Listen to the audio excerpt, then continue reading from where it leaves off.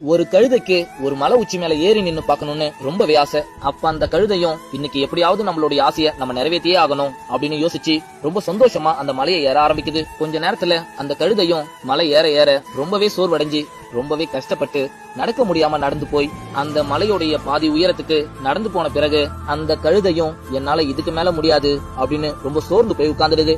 இத பார்த்த ஒரு கழுகு அந்த கழுதை கிட்ட என்னாச்சுன்னு கேக்குது. அதுக்கு அந்த கழுதையும், இந்த மலையோடைய உச்சியில ஏறி நின்னு பாக்கணும்னு ஆசைப்பட்டேன், ஆனா என்னால பாதி தூரம் தான் போக முடிஞ்சது, இதுக்கு மேல என்னால முடியல, அதான் திரும்பவும் கீழேயே இறங்கி போயிடலான்னு இருக்கேன் அப்படின்னு சோகமா சொல்லுது. இத கேட்ட அந்த கழுகும், என்ன ஆளு நீ, இப்ப நீ இந்த மலையோட பாதி உயரத்துல இருக்க, நீ உன்னால முடியலன்னு சொல்லி இப்ப கீழே இறங்க போற தூரம் இருக்கிற அளவுக்கு தான் உன்னுடைய கனவு நிறைவேறதுக்கான தூர அளவு இருக்கும். உன்னால முடியலன்னு சொல்லி நீ கீழே இறங்கி போறதுக்கான தெம்பு உனக்கு இருக்குதுன்றப்ப ஏன் மேல ஏறப்ப அந்த தெம்பு உனக்கு இல்லன்னு நினைக்கிற?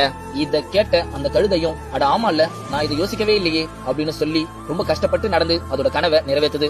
நண்பா, நம்மள நிறைய பேர் நம்ம கனவு நோக்கி போகும்பொழுது இதுக்கு மேல என்னால முடியல, பேசாம இதெல்லாம் விட்டுட்டு பாதியிலே போயிடலாமான்னு யோசிக்கிற உங்க எல்லாருக்கும் நான் ஒன்னே ஒண்ணு மட்டும் சொல்லிக்கிறேன். நீங்க வேணான்னு சொல்லிட்டு பாதியிலே விட்டு திரும்பி போற தூரத்தை விட உங்க கனவுக்கான தூரம் ஒன்னும் ரொம்ப தொலைவில் இல்லைன்றத தயவு செஞ்சு புரிஞ்சுக்கோங்க. அதனால திரும்பி போற ஐடியா எல்லாம் விட்டுட்டு முயற்சி பண்ற வழியை போய் பாருங்க. Download ShareChat.